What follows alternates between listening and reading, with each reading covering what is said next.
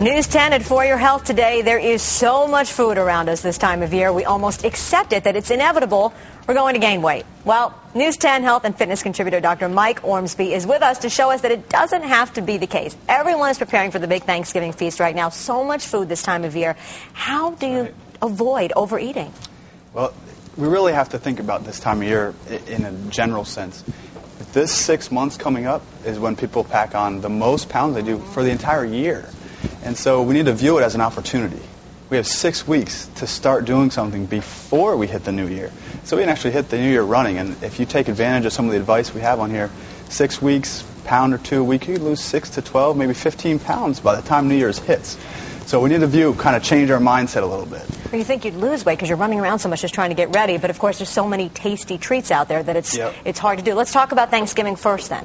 The big day, let's say you're eating at 4 o'clock. Do you have lunch beforehand? Do you eat a little bit ahead of time so that you're not so hungry when you hit the table? Yeah, you're right on, because you can't really just save up and then gorge at that one meal. We set ourselves up to have some issues if we do that. Not only will you become uncomfortable and then fall asleep immediately, which is technically, usually what happens. Oh, yes. It's a better idea to eat a very solid morning breakfast. That'll set you up so you're not so hungry. So high in protein and good carbohydrates, the complex carbohydrates, maybe a bowl of oatmeal. All right, so that's a great start.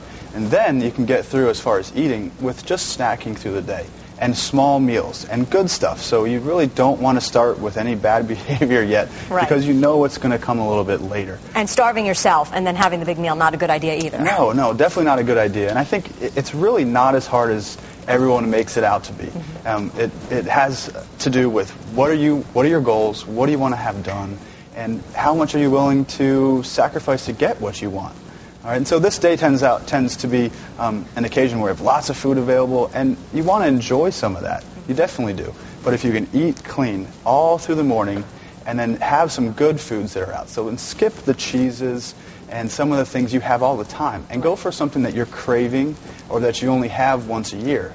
And that way you're not getting all these extra calories in. Try to fill up beforehand on some the vegetables that might be out, maybe a fruit tray. Or if you're bringing something to the party, bring something healthy and snack on that. And then don't gorge once you get to the meal. Now, there's so many great things. Do you try a little bit of everything, or do you deny yourself some of those great desserts and say, I'll just stick with one? Right, it is challenging. So you can't get through psychologically if you don't have an opportunity to eat some of the things that you've been wanting all year long. Right. So I would definitely recommend having some of those and maybe nibbling on each of the ones that you enjoy.